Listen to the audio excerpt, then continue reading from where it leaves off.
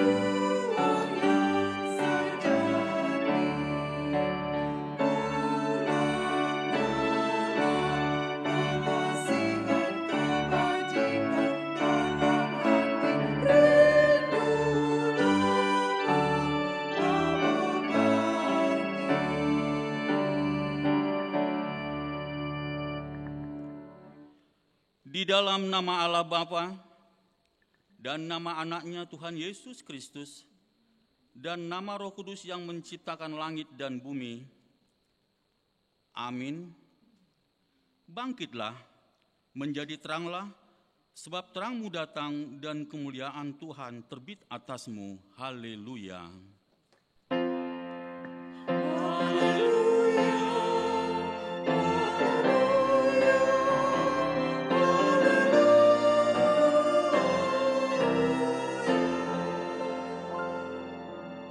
Mari kita berdoa. Ya Tuhan Allah Bapa yang Maha Pengasih, kami bersyukur karena Engkau telah memindahkan kami dari kegelapan ke dalam terang dan kebenaran melalui anak-Mu yang tunggal, Tuhan Yesus Kristus. Berilah Roh Kudus menuntun kami, agar iman kepercayaan kami semakin teguh dan tumbuh, dan perilaku serta perbuatan kami semakin suci dan benar, sehingga kami layak masuk ke dalam kehidupan kekal karena anak-Mu Tuhan Yesus Kristus Tuhan kami. Amin. Jemaat dipersilakan duduk kembali.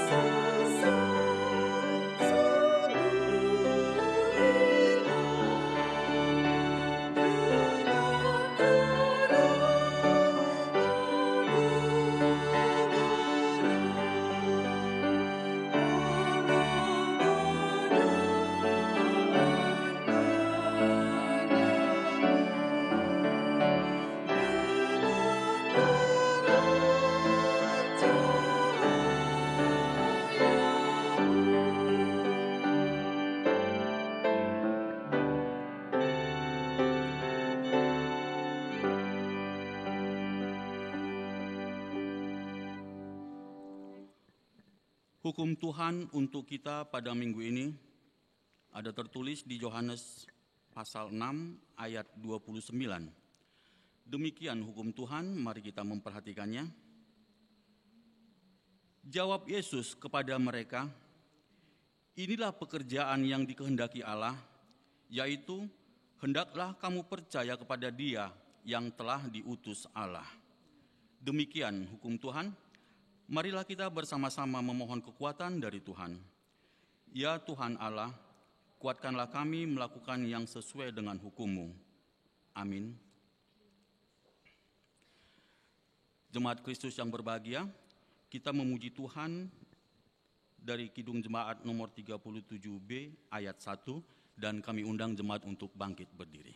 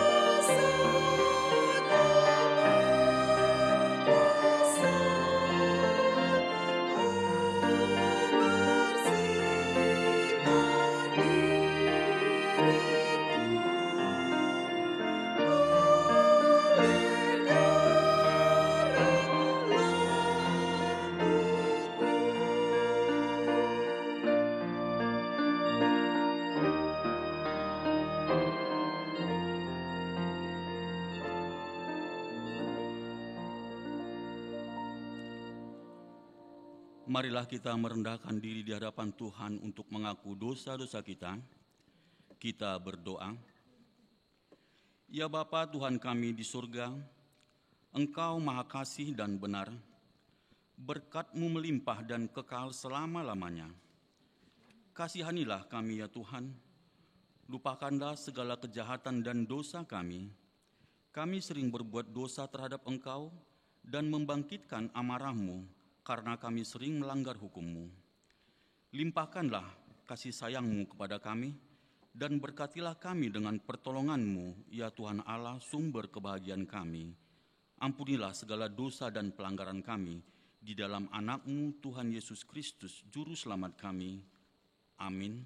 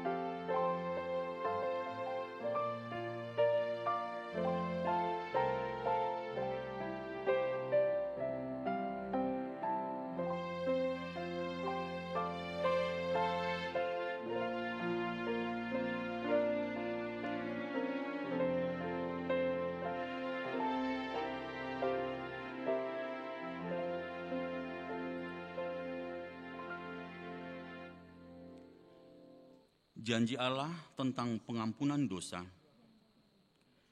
Demi aku yang hidup, demikian firman Tuhan Allah, aku tidak berkenan kepada kematian orang fasik, melainkan aku berkenan kepada pertobatan orang fasik itu dari kelakuannya supaya ia hidup. Kemuliaan bagi Allah di tempat yang maha tinggi. Amin. Jemaat dipersilakan duduk kembali.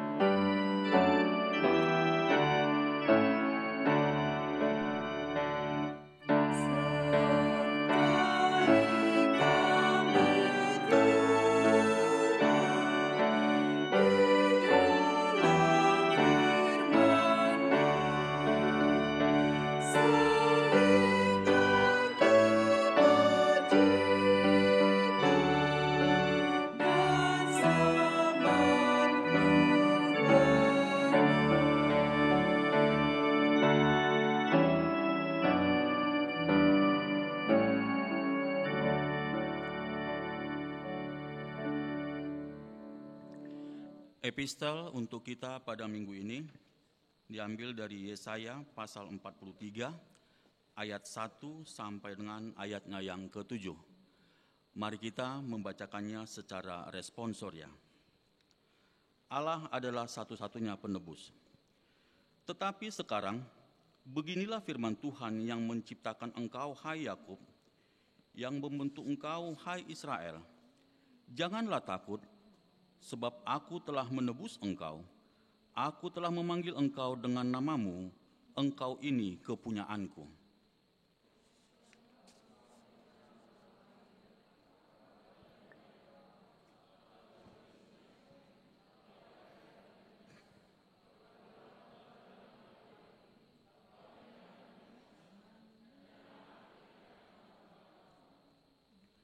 Sebab akulah Tuhan Allahmu yang Maha Kudus, Allah Israel, Juru Selamatmu. Aku menebus engkau dengan Mesir dan memberikan Ethiopia dan Sheba sebagai gantimu.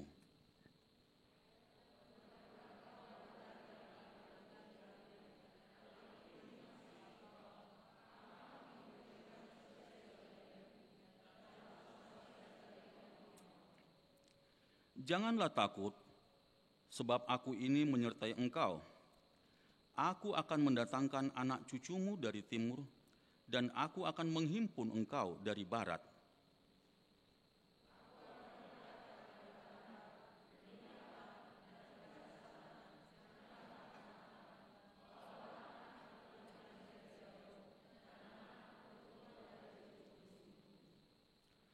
Semua orang yang kusebutkan dengan namaku, yang kuciptakan untuk kemuliaanku, yang kubentuk dan yang juga kujadikan. Demikian firman Tuhan. Berbahagialah orang yang mendengar firman Allah serta memeliharanya. Amin.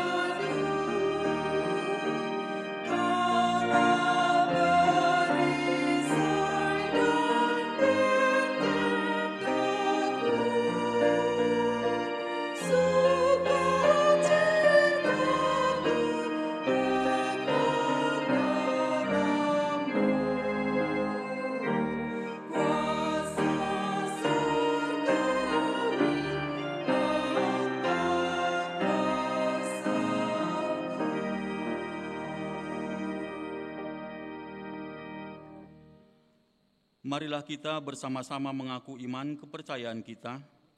Sebagaimana teman-teman seiman di seluruh dunia, kita bersama-sama mengucapkannya. Aku percaya kepada Allah, Bapa yang Maha Kuasa, Khalik langit dan bumi. Aku percaya kepada Yesus Kristus, Anak-Nya yang tunggal Tuhan kita, yang dikandung daripada Roh Kudus, lahir dari anak darah Maria, yang menderita sengsara di bawah pemerintahan Pontius Pilatus, disalibkan, mati dan dikuburkan, yang turun ke dalam kerajaan maut. Pada hari yang ketiga, bangkit pula dari antara orang mati, naik ke surga, duduk di sebelah kanan Allah, Bapa yang Maha Kuasa, dari sana akan datang kelak untuk menghakimi orang yang hidup dan yang mati. Aku percaya kepada Roh Kudus dan adanya satu gereja yang kudus dan am, persekutuan orang kudus, pengampunan dosa, kebangkitan daging, dan hidup yang kekal. Amin. Jemaat dipersilakan duduk kembali.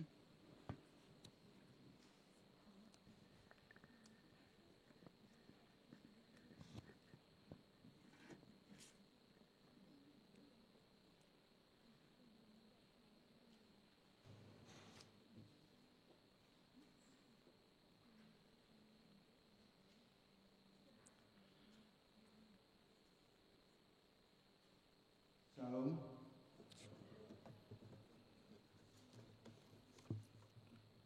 Warta Jemaat minggu ini, tanggal 9 Januari 2022, Minggu 1 setelah Epifanias, dengan tema Tuhan adalah Anak Allah. 1. Sermon Guru Sekolah Minggu dilaksanakan pada hari Jumat, tanggal 14 Januari 2022, pukul 20 WIB, pimpinan Pendeta Jorjor Buru Pardede, MTH, melalui aplikasi Zoom. 2. Persembahan khusus ke depan altar. Pada hari Minggu 9 Januari 2022, sesuai surat dari Preses HKBP Distrik 8 DKI Jakarta, setelah khotbah, kita memberikan persembahan khusus ke depan altar untuk saudara kita yang mengalami bencana erupsi Gunung Semeru, gempa bumi di NTT dan Sulawesi Selatan, dan banjir di Tapanuli Selatan. 3. Ucapan terima kasih.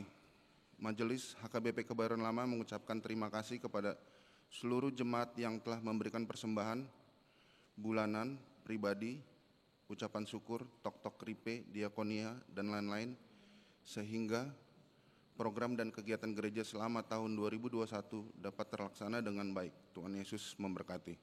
4. Rapat Huria. Pada hari Sabtu, tanggal 22 Januari 2022, mulai pukul 8 WIB, bertepat di Aula Sopo Praja, lantai 2, akan dilaksanakan rapat Huria untuk menetapkan program pelayanan dan anggaran Huria tahun 2022. Untuk itu, diundang agar hadir seluruh para halado, ketua seksi di semua dewan, dan utusan setiap Banjar. Karena melihat dan perkembangan pandemi COVID-19 saat ini, maka sesuai hasil sermon para halado, untuk utusan jemaat setiap Banjar 3 orang. Demikian untuk diketahui. 5. Warga jemaat pindah. Mulai hari Minggu 9 Januari 2022 telah pindah ke anggotaan jemaat, yaitu keluarga Insinyur Agus Petrus Simorangkir, Luna Ria Boru Hasugian, Banjar Bintaro Kodam Depsos. Bersama 2 orang anak mereka pindah ke anggotaan jemaat GPIB Philadelphia Bintaro. Kita doakan supaya mereka menjadi jemaat yang baik di gereja yang baru. Tuhan menyertai. 6. Sapam Gereja. Sesuai keputusan sermon para halado hari Rabu, tanggal 5 Januari 2022, telah ditetapkan menjadi sapam gereja yang baru dengan masa percobaan 3 bulan. Nama Sarwono, 26 tahun, sudah berkeluarga. Untuk jemaat yang sakit, lekaslah sembuh, teruslah berharap dalam panjatan doa, kamu adalah orang yang kuat dan Tuhan sungguh baik. Untuk jemaat yang berulang tahun dan ulang tahun pernikahan dari tanggal 9 Januari 2022 sampai 15 Januari 2022, kami ucapkan selamat berbahagia, Tuhan Yesus memberkati. Demikian warta jemaat minggu ini. Untuk warta jemaat yang belum dapat kami bacakan dapat dibaca warta jemaat masing-masing. Terima kasih.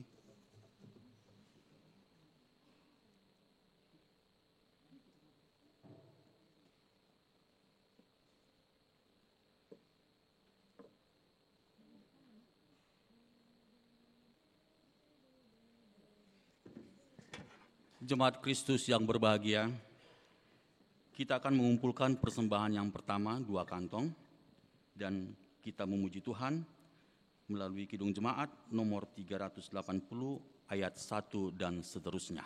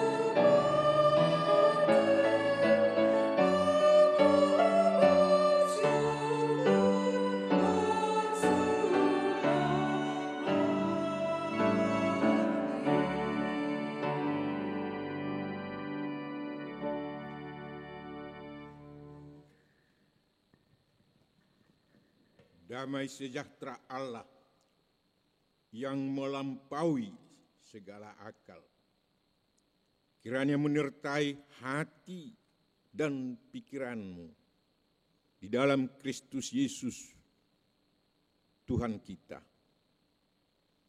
Amin.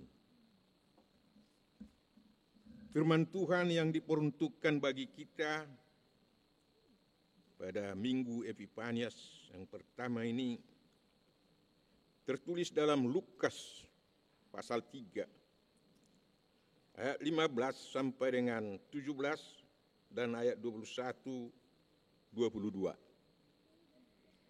Demikian bunyinya.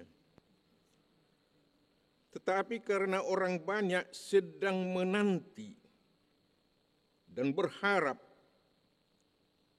dan semuanya bertanya dalam hatinya tentang Yohanes, kalau ia adalah Mesias.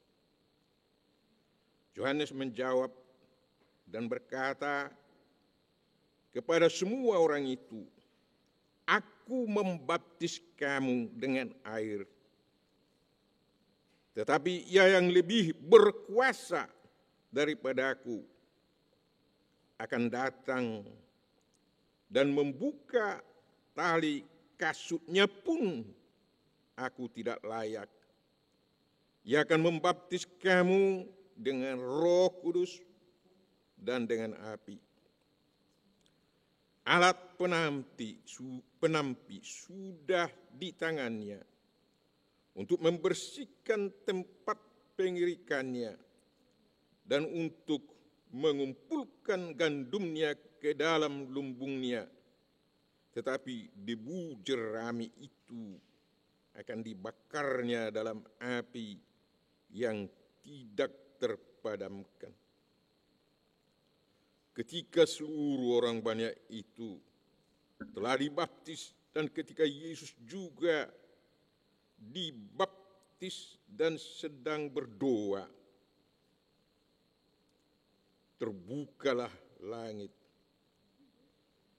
dan turunlah Roh Kudus dalam rupa burung merpati ke atasnya, dan terdengarlah suara dari langit, "Engkaulah anakku yang kukasihi, kepadamulah aku berkenan."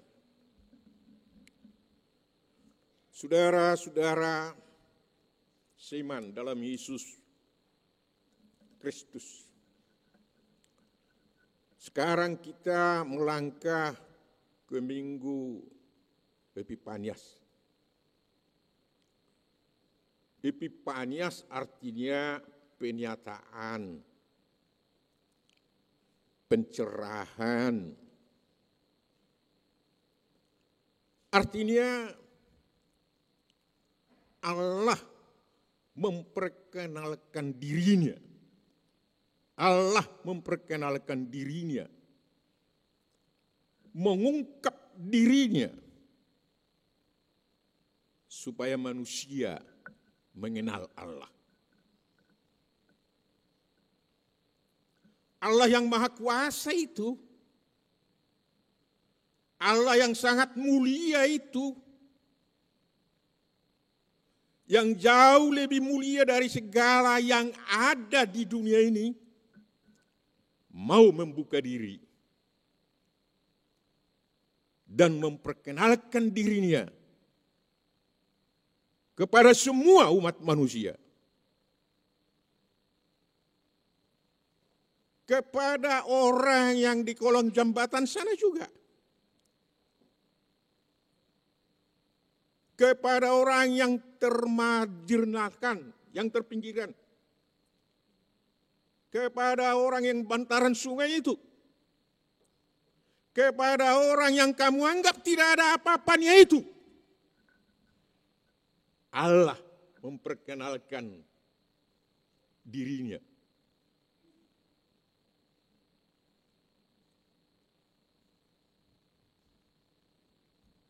Bedakan, bandingkan dengan manusia. Ketika Anda berpangkat tinggi,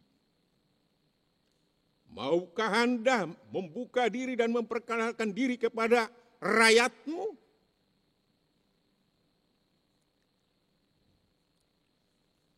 Apalagi mereka yang di kolong jembatan sana, gembala-gembala di Betlehem waktu itu yang sangat hina. Maukah Anda? Siapa pejabat dunia yang mau seperti itu? Siapa? Beruntung Indonesia sekarang ada presiden yang mau membuka diri kepada rakyat jelatannya. Dia tidak pernah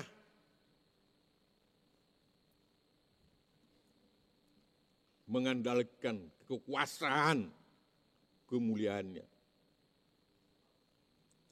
Tapi lebih dari situ Allah datang memperkenalkan diri. Itulah Epifanias. Itulah arti Epifanias. Allah datang memperkenalkan diri kepada saudara-saudara yang ada di sini sekarang. Supaya jangan di antara kita tidak mengenal Allah. Ada yang tidak mengenal Allah.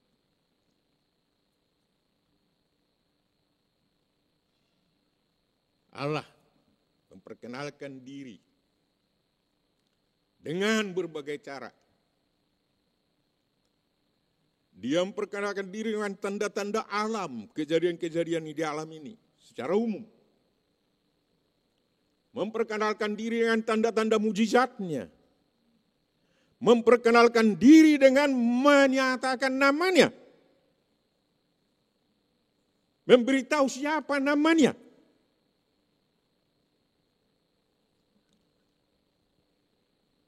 Kepada Musa diperkenalkan namanya. Kepada Musa. Keluaran 3 ayat 13 sampai 15. Kepada Musa, siapa namanya diperkenalkan? YHWH. Itu namanya. Tidak punya huruf hirup. Tidak bisa diucapkan. YHWH.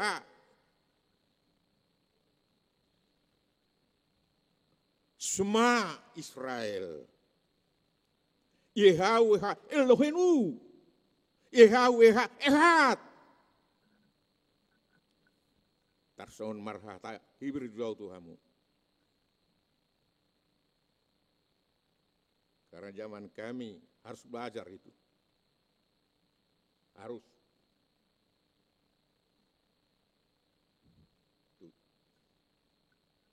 YHWH.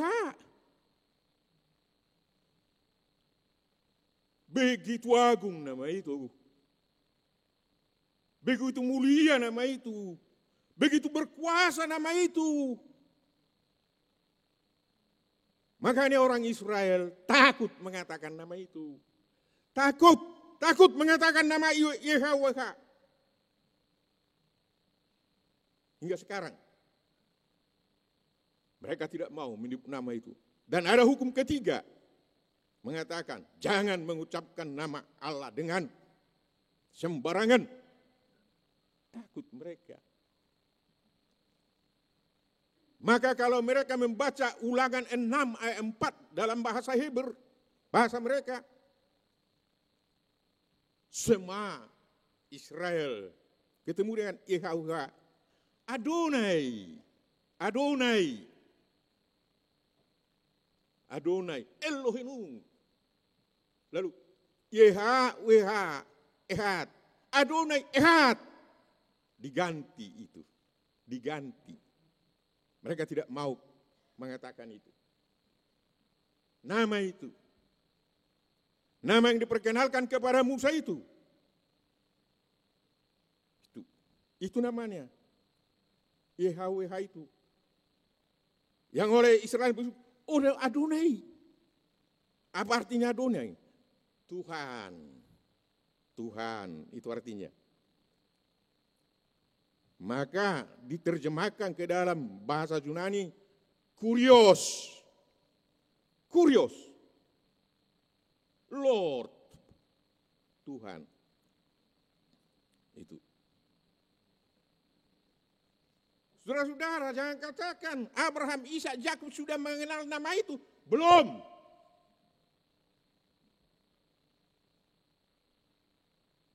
Keluaran 6 ayat 2 baca. Belum dinyatakan nama itu. Abraham mengenal Allah yang maha tinggi yang disebut El Shaddai. Allah yang maha tinggi.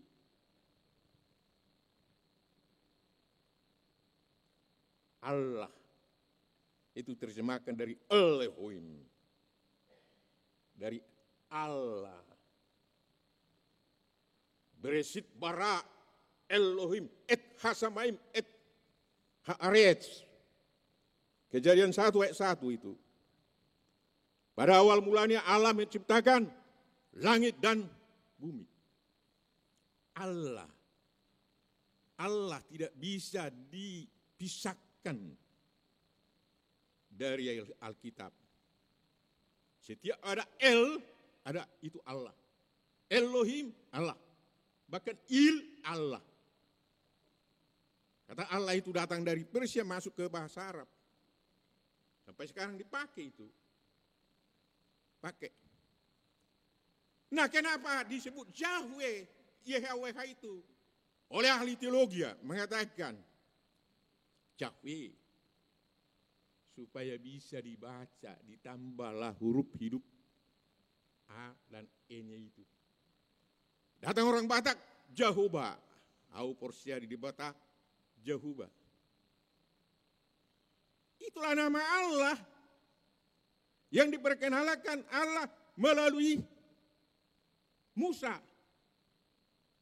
Sampai sekarang itulah Allah namanya. Itulah salah satu bagaimana caranya Allah memperkenalkan dirinya, memperkenalkan namanya. Jangan persoalkan namanya itu. Marah dia. Bukan manusia yang membuat itu. Tidak pernah manusia membuat nama Allah. Karena kalau kita membuat nama seseorang artinya kita di atas. Siapa di atas Allah? Jadi dia. Jangan persoalkanlah nama Allah. Marah dia. Dia yang membuat namanya. Namaku aja jangan kalian persoalkan. Kalian tidak tahu itu latar belakangnya bapak saya. Jangan. Itu. Nah, saudara-saudara, itu masih pernyataan umum namanya. Umum.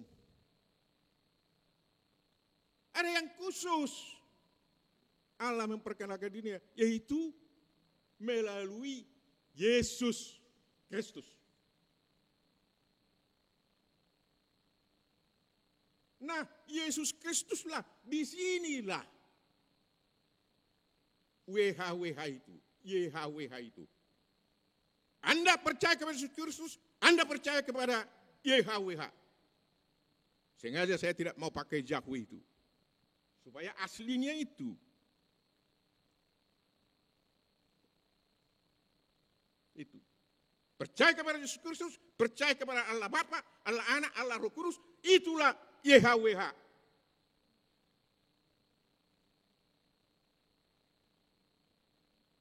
Karena dialah puncak penyataan Allah.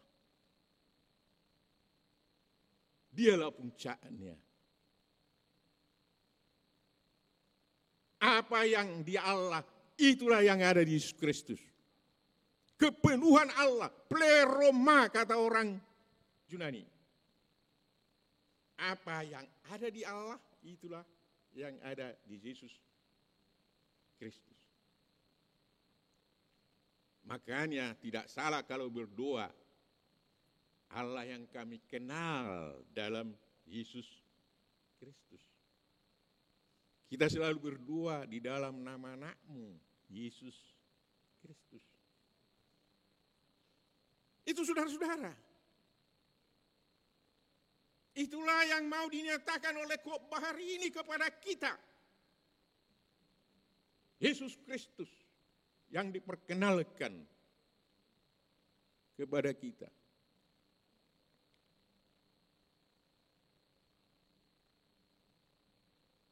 Yesus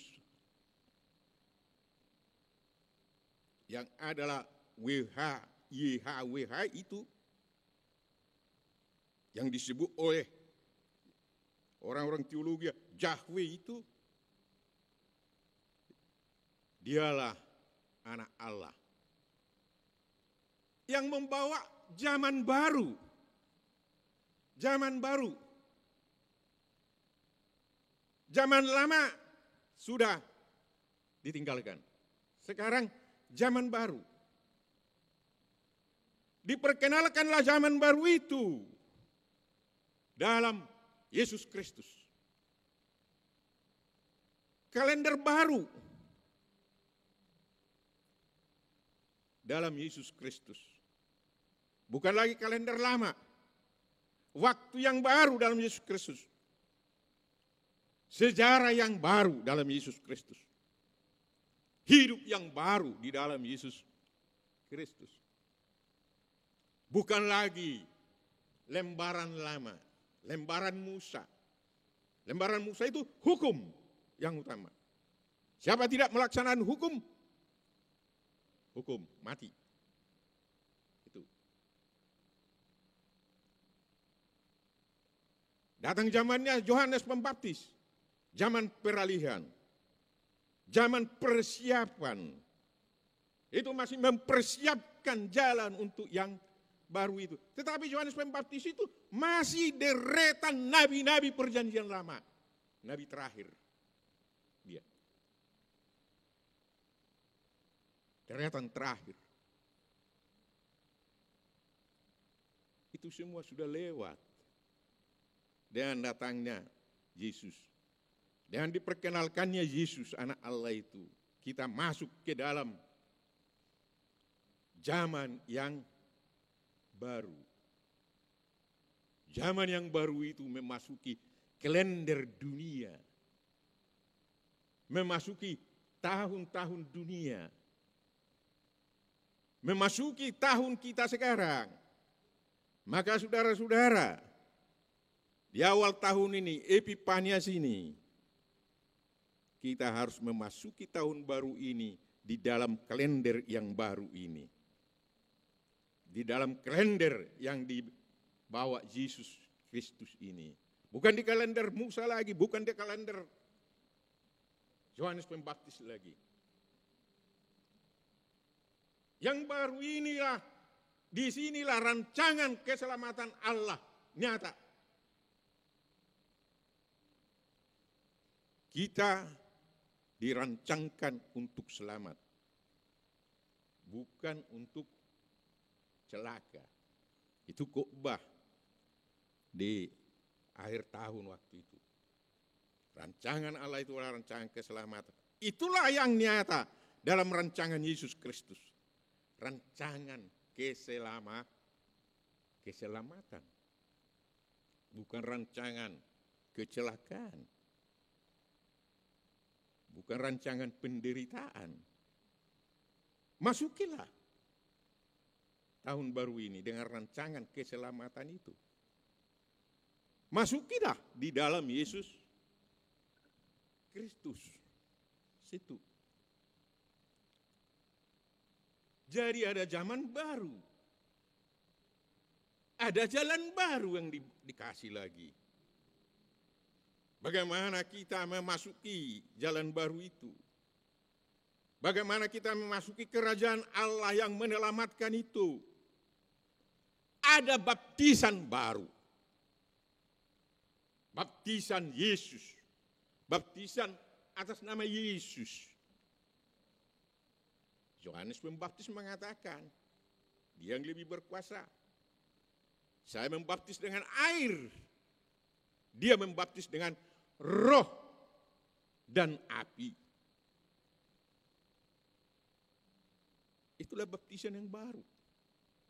Dengan roh dan api. Itu artinya apa?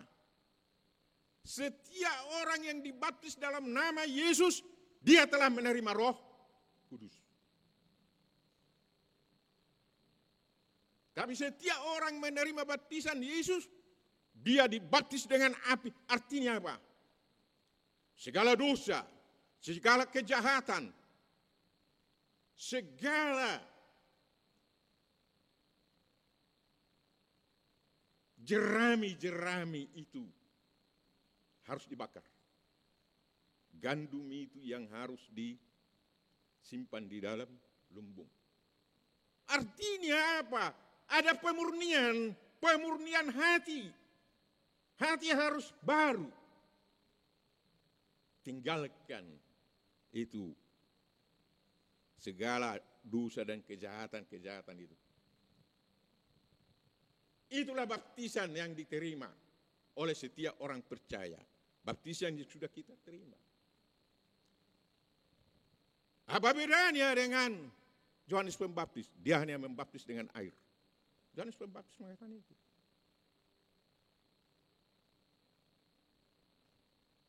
Dan ketika Yesus dibaptis, dia berdoa. Perhatikan tadi kalimat itu, berdoa. Dia. Ketika berdoa lah Roh Kudus itu datang. Bukan ketika airnya dibaptiskan.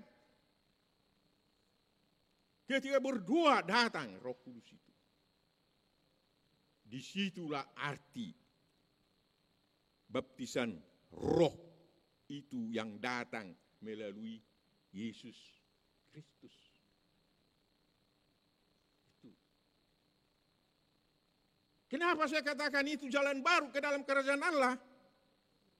Apa jalan bagi umat Israel untuk masuk kerajaan Allah? Kalian tahu? Masih ingat? Sunat, supaya kita tahu. Siapa yang bersunat masuk kerajaan Allah. Itu. Yohanes Pembaptis apa? Baptisan air. Bertobat dan pengampunan dosa. Sama dengan baptisan dalam nama Yesus. Tapi ada bedanya. Ada bedanya. Baptisan Yesus juga menuntut pertobatan dan pengampunan dosa. Tapi baptisan Yohanes tidak ada roh di situ. Hanya mempersiapkan, menyambut. Baptisan nama Yesus bukan lagi mempersiapkan. Telah menerima, mengukuhkan kerajaan Allah itu bagi setiap orang yang dibaptis itu. Makanya setiap orang dibaptis, kalau saudara mendengar anak-anak saudara dibaptis, apa kata pendeta? Saya diramoti di Batama, ho di Abowo, mon, tu bagasan harajauna, di bagasan sa Harion. Ngabongot. Kita sudah masuk kerajaan itu. Bukan lagi bersiap untuk masuk, sudah masuk. Sudah masuk dalam keselamatan itu. Sudah. Kita sudah dalam rancangan keselamatan Allah. Sudah. Bukan lagi dalam rancangan penderitaan. Bukan lagi dalam rancangan kecelakaan. Saudara-saudara, perlu kita pahami. Perlu kita pahami. Ada orang yang pergi ke Israel, bangga sekali cerita, dia dibaptis di Sungai Yordan lagi katanya. Untuk apa? Mengingat baptisan Yohanes. Baptisan Yohanes sudah berlalu. Tidak berguna lagi. Karena itu hanya mempersiapkan untuk menyambut. Sudah datang dia. Itu apa? Janganlah bangga dibaptis di Sungai Yordan. Gak ada. Gak ada artinya itu. Itu. Perbuatan sia-sia itu. Dan jangan persoalkan soal air diselamkan atau di apa. Tidak persoalan. Yang penting dalam baptisan itu nama Yesus. Itu. Kalau tidak ada air, tijur hoppe bainku. Boy. Karena itu hanya lambang air itu. Lambang pembersihan. Saudara-saudara, itulah Yesus. Diperkenalkan membawa zaman baru dan memberi zaman baru dan jalan baru kepada saudara-saudara. Supaya saudara-saudara masuk ke zaman itu. Masuki tahun baru ini dengan zaman baru itu. Memasuki zaman baru itu. Dalam Yesus Kristus.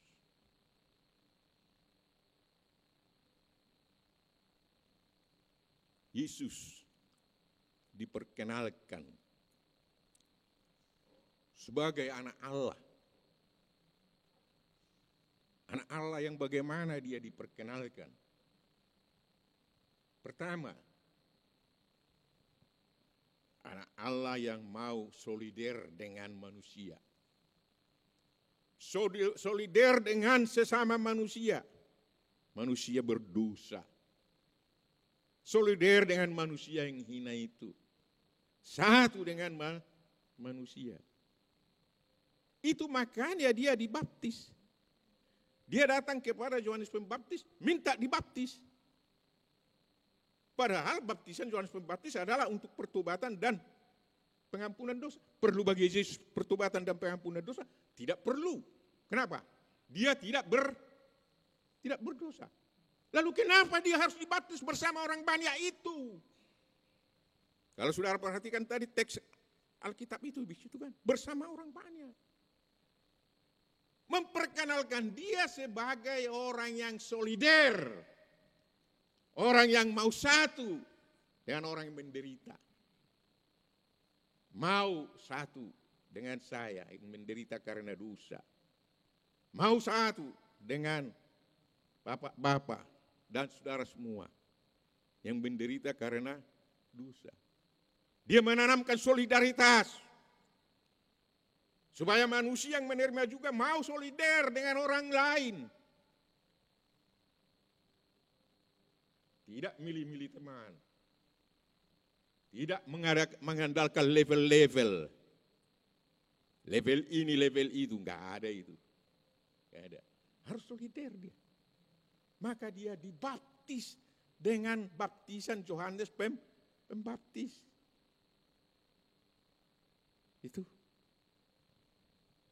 Itu satu dia.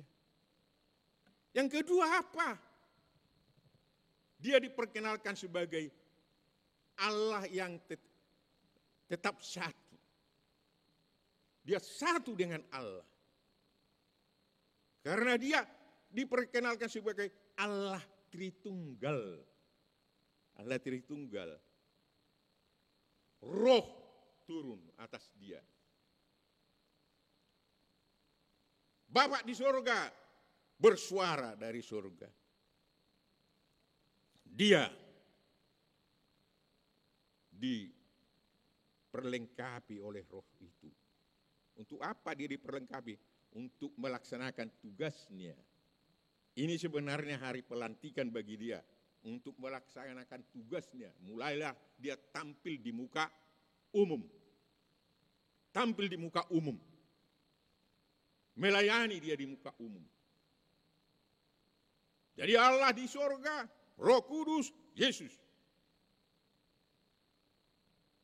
Tritunggal. Dia tidak bisa pisah dari Allah Bapa di surga. Tidak bisa pisah dari Roh Kudus. Roh Kuduslah yang memperlengkapi dia. Allah mengutus dia, Roh Kudus memperlengkapi dia. Gereja harus diperlengkapi dengan Roh Kudus. Anggota jemaatnya harus diperlengkapi Roh Kudus. Untuk dapat melaksanakan tugas dari Tuhan. Pendeta harus diperlengkapi dengan Roh Kudus. Bukan hanya dengan ilmu teologi. Banyak orang ahli teologi yang doktor. Tapi tidak percaya sama Tuhan. Tidak diperlengkapi dia dengan Roh Kudus. Si tua harus diperlengkapi Roh Kudus. Bahkan mereka yang melayani sebagai song leader dan piano. Harus melengkapi Roh Kudus. Untuk mampu bekerja kepada Tuhan. Saudara-saudara akan datang di sini bukan sebagai untuk Tuhan. Kalau saudara tidak dilengkapi Roh Kudus, saudara akan datang seperti ke pesta-pesta saja. Nonton pendeta berkhotbah, nonton si tua marageda, nonton korum. Bukan untuk Tuhan. Kalau saudara tidak diperlengkapi dengan Roh Kudus, Yesus saja diperlengkapi dengan Roh Kudus untuk tampil. Dia mau melaksanakan tugasnya di dunia dengan satu dengan Tuhan. Tidak terpisahkan. Jadi apa firman Tuhan itulah firman Yesus, itulah firman Roh Kudus. Apa yang dilakukan Tuhan itulah yang dilakukan Anak, itulah yang dilakukan Roh Kudus. Satu dalam kata, satu dalam perbuatan. Itulah Tritunggal itu. Jangan cari jak Allah. Gak ada dalam Alkitab jak Allah. Gak ada itu. Jangan bayangkan, oh jak halus, jak ini tidak. Tidak ada dalam Alkitab. Yang ada Allah, tindakan-tindakan Allah, perbuatan-perbuatan Allah, itulah dalam Alkitab. Satu. Sebagaimana dia satu dengan Bapa, dia berdua, saudara baca itu. Yohanes 17, dua syafaat Yesus. Berdua. Apa duanya? Supaya mereka menjadi satu, semua menjadi satu. Siapa mereka? Orang percaya. Kita, supaya kita mau menjadi satu. Seperti dia yang satu dengan Bapaknya di sorga, satu dengan Roh Kudus, maka kita juga harus satu. Jadi kesatuan gereja bukan kesatuan adat, bukan kesatuan organisasi, bukan kesatuan politik, bukan kesatuan sosial, bukan. Kesatuan yang memanifestasikan kesatuan Allah Tritunggal. Kesatuan yang tidak bisa terpisahkan satu dengan yang lain. Gereja sama dengan seperti Yesus, harus dia bekerja dalam kesatuan dengan Allah dan Roh. Harus membuat program kerja dengan kesatuan dengan Allah dan Roh. Itulah yang harus nyata di dalam rapat gereja nanti. Adakah rapat gereja dengan kesatuan kepada Allah dan Roh itu seperti Yesus, supaya dapat program kerja yang benar-benar yang mau melaksanakan program kerja dari Tuhan, yang mempunyai capaian-capaian yang konkret, pengeluaran-pengeluaran yang konkret, yang akuntabel, yang bisa dipertanggungjawabkan kepada sesama manusia dan kepada Tuhan. Sehingga pendeta tidak kaku lagi mengeluarkan uang, karena sudah ada dasarnya, yaitu program tahunan. Mengeluarkan duit harus berdasarkan program tahunan. Pendeta kasih izin keluar. Bendahara mengeluarkan. Para per tahun, awasi. Mengawasi. Baru perjalanan gereja itu bisa dipertanggungjawabkan kepada Tuhan dan kepada sesama manusia. Kesatuan inilah yang tergambar, yang harus tergambar di gereja. Kesatuan ini. Kalau kesatuan ini ada saudara-saudara, apapun rencana gereja itu akan bisa dilakukan. Apapun. Gereja tidak perlu takut. Kalau dia bekerja untuk Tuhan, jangan takut. Itu sudah disaksikan gereja Kebayoran Lama, saudara-saudara. 7,5 tahun saya di sini melayani, tidak ada yang kurang di gereja ini. Tidak ada yang kurang. Tidak ada. Semua terpenuhi. Dulu. Saudara-saudara, saya tahu agak panjang saya berkhotbah, tapi firman Tuhan yang mengatakan harus. Tolong dengarkan dulu. Karena benar-benar Tuhan bekerja di sini. Saudara tahu, yang mengasihi ini dulu hanya seorang. Mengasihi mobil gereja hanya seorang. Mengasihi ini, dan itu 5 orang. Semua saya tahu. Yang pertama membuat AC di sini hanya 1 orang. Yang mau saya katakan di sini apa? Mereka tidak mau namanya dikasih tahu. Kenapa? Mereka menjaga kesatuan. Jangan sampai mereka yang memberi itu seolah-olah ditonjolkan nanti. Begitu. Luar biasa. Ketika gereja ini satu, tidak perlu takut rencana apapun yang harus kita lakukan. Karena tidak ada yang mustahil bagi Tuhan. Harus kita bertitik tolak dari situ. Pun dalam kehidupan saudara, harus bertolak dari kesatuan kepada Tuhan. Tidak ada yang mustahil. Apapun rencana saudara-saudara, kalau itu dengan kesatuan dengan Tuhan, itu tidak ada yang mustahil. Dulu orang mengatakan beli tanah sana, bagaimana mungkin 5 miliar kita beli, tidak ada duit kita. Tidak ada yang mustahil dapat. Bangun gerong, tidak ada yang mustahil dapat.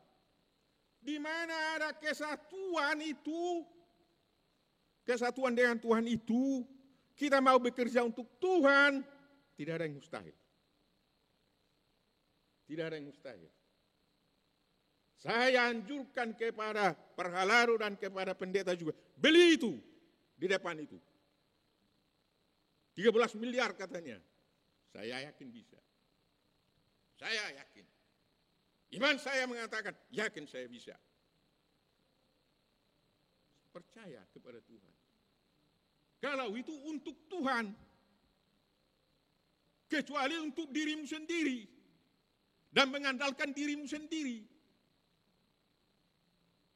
Saya yakin masih ada 200 orang di gereja ini yang mempunyai simpanan 100 juta. 200 orang. Saudara tahu, Yesus pernah meminjam. Pernah Yesus meminjam. Baca Lukas 19. Baca Matius 21. Ketika Yesus mau berangkat ke Yerusalem. Murid-muridnya disuruhnya. Di sana ada, di kampung sana ada keledai. Tertambat. Ambillah. Kalau ada yang mengatakan, kenapa kau ambil? Itu perlu untuk Tuhan. Dan akan dikembalikan nanti. Katanya. Akan dikembalikan memang. Masa yang 200 yang punya 100 juta ini tidak mau kasih sementara untuk gereja? Kenapa saya harus mengatakan itu? Kalau orang radikal nanti yang membeli itu bagaimana? Kebebasan saudara tidak akan ada lagi. Tapi kalau itu sudah bebas, maka kita akan mendapat kebebasan. Tapi sekali lagi, jangan andalkan dirimu. Andalkan Tuhanmu. Saya saja berani kok. Berani. Bukan karena ada duit saya, berani. Karena saya sudah mengalami itu. Dengan mengandalkan Tuhan, tidak ada yang mustahil. Gereja-gereja bisa berdiri hanya mengandalkan Tuhan. Tapi ketika kita mau mengandalkan seseorang, mengandalkan kekuatan pribadi, gereja tidak akan pernah mampu melakukan apapun. Maka cerminkanlah kesatuan itu. Kesatuan Tritunggal itu di gereja. Cerminkan. Jangan buat gereja ini menjadi kesatuan-kesatuan politik, kesatuan sosial, adat, dan yang lain.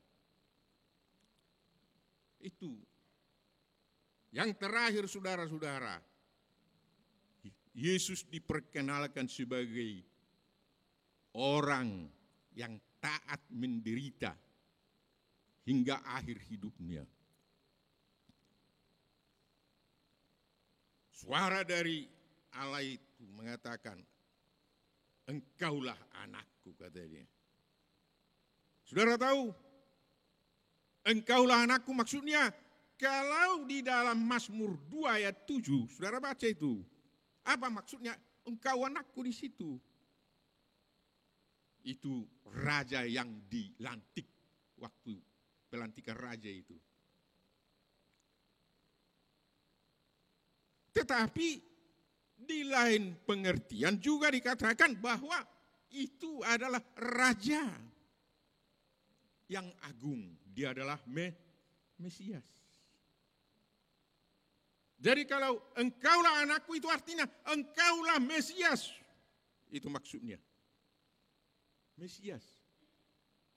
Tetapi Yesus bukan Mesias yang mau membebaskan mereka dari kebebasan politik. Bukan. Bukan yang mau membebaskan mereka dari kebebasan ekonomi. Bukan. Dia bukan orang bisnis. Bukan. Bukan.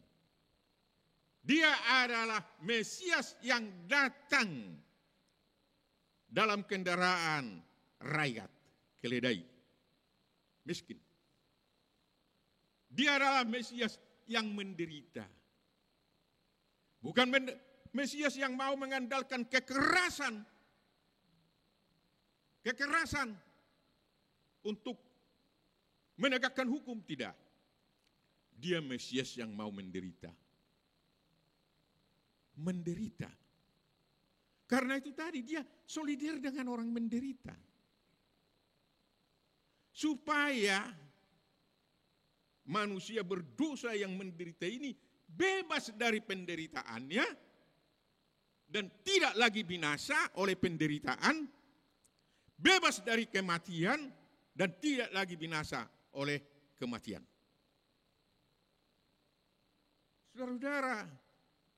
Saudara sering mengatakan, kita semua sering mengatakan, kami tidak tahu apa yang akan terjadi tahun ini.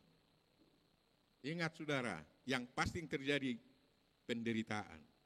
Pasti. Pasti itu. Karena, lihat aja tik-tik gereja. Tik-tik gereja itu bagaimana? Ada yang lahir, tapi ada yang mati. Jadi, kan itu kan lahir senang. Mati, penderitaan. Ada yang sakit, penderitaan. Jadi itu, pasti ada penderitaan. Karena pasti ada yang sakit. Tetapi saudara-saudara, tidak ada orang tidak menderita di dunia ini. Tidak ada.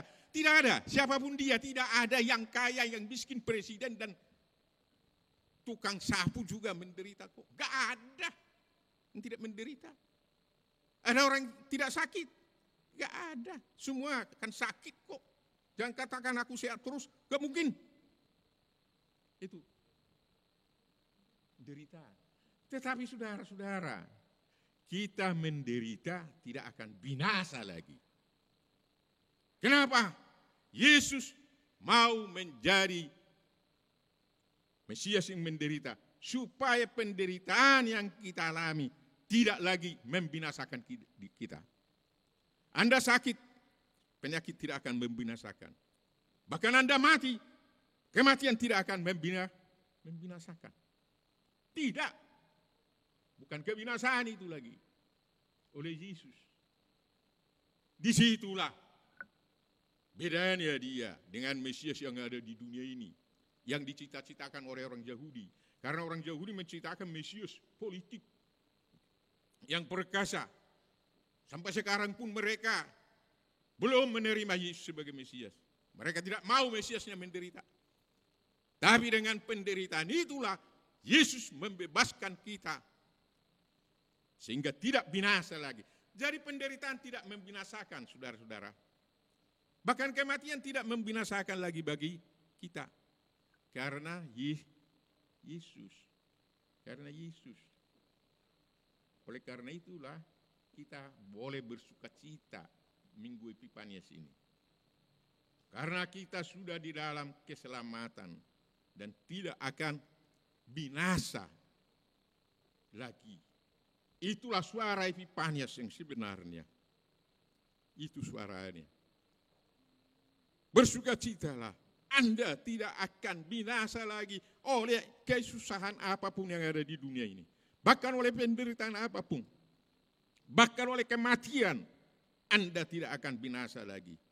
Bukankah Yesus mengatakan bahwa setiap orang percaya walaupun mati dia akan hidup dan dia akan hidup kekal? Anda percaya?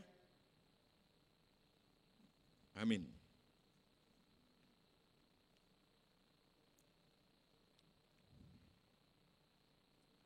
Allah Bapa di surga, terima kasih atas firman-Mu. Tolong Tuhan, Roh Kudus-Mu menjelaskan lebih dalam lagi kepada kami. Agar firman-Mu itu dapat kami hayati dan dapat kami laksanakan dalam kehidupan kami sehari-hari. Sehingga kami tidak hanya mendengar saja, tapi mau melakukannya. Biarlah kami masuk ke dalam tahun yang baru ini, di dalam kalender keselamatan, dalam rancangan keselamatan Tuhan. Sehingga apapun yang akan terjadi, kami akan tetap selamat, tidak akan binasa. Karena Engkau Tuhan Yesus, yang mau menderita, mengalahkan penderitaan kami, bahkan mau mati, mengalahkan kematian kami, supaya kami hidup. Terima kasih, ampuni dosa kami, terima doa kami dalam nama Anak-Mu Yesus Kristus Tuhan dan Juru Selamat kami. Amin. Kita puji Tuhan dengan Kidung Jemaat 396, 1 dan seterusnya.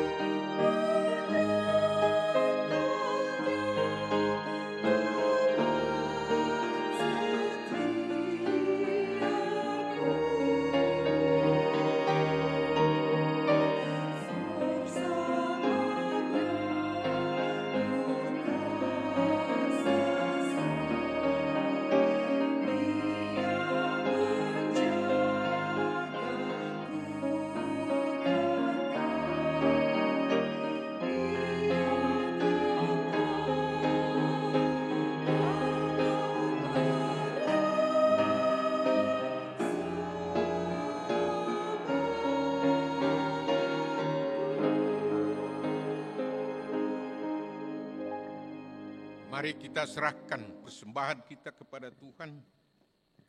Kita berdoa. Ya Allah, Bapa kami yang di surga, kami mengaku bahwa Tuhan adalah sumber dari segala karunia yang melimpah dalam kehidupan kami masing-masing. Sebagian daripada karunia itu kami serahkan kembali sebagai persembahan kepada Tuhan. Terimalah dan berkatilah persembahan umat-Mu ini, agar dapat kami pergunakan untuk pekerjaan dan pelayanan kerajaan Tuhan di dunia ini. Bukalah hati kami untuk mengenal betapa banyak berkat dan karunia yang kami peroleh dari Tuhan, supaya kami senantiasa bersyukur kepada-Mu di dalam nama Yesus Kristus Tuhan kami. Amin.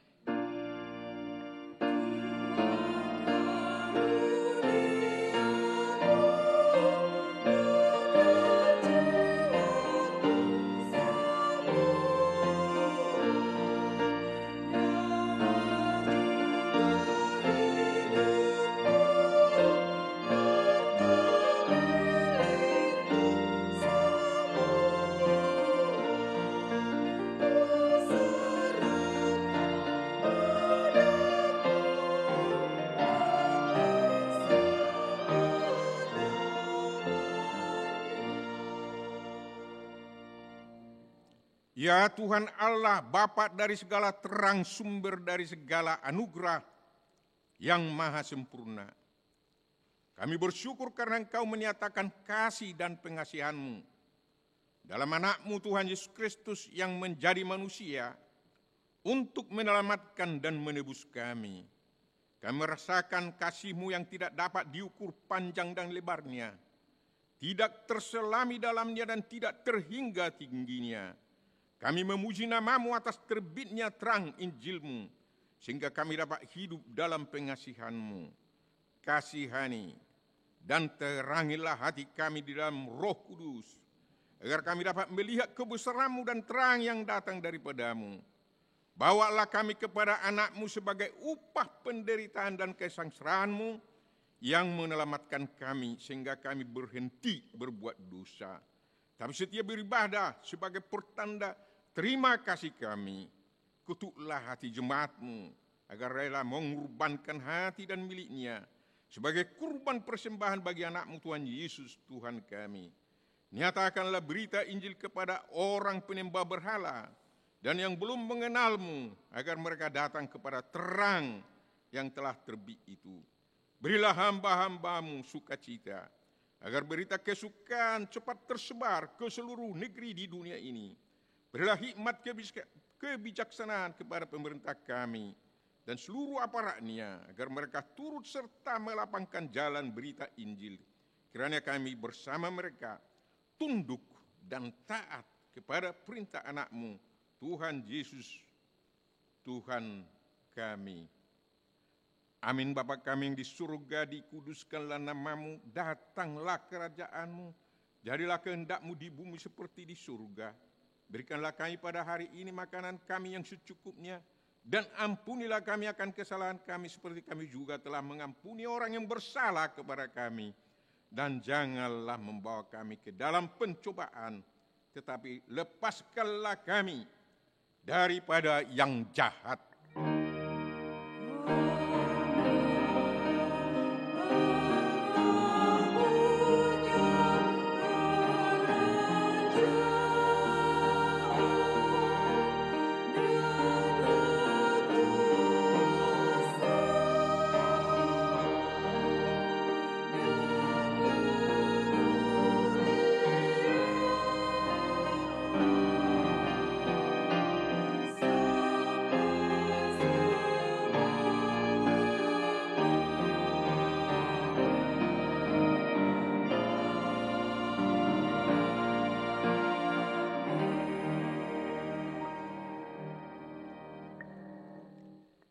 Tuhan memberkati dan melindungi engkau. Tuhan menyinari engkau dengan wajah-Nya dan memberi engkau kasih karunia.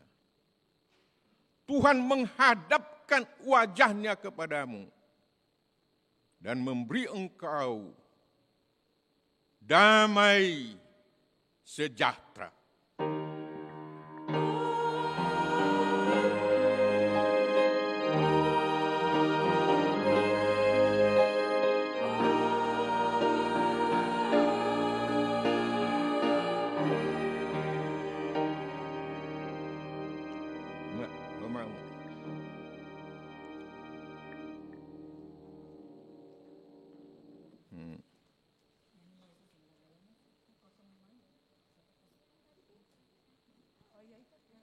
Selamat hari Minggu dan selamat memasuki tahun baru 2022.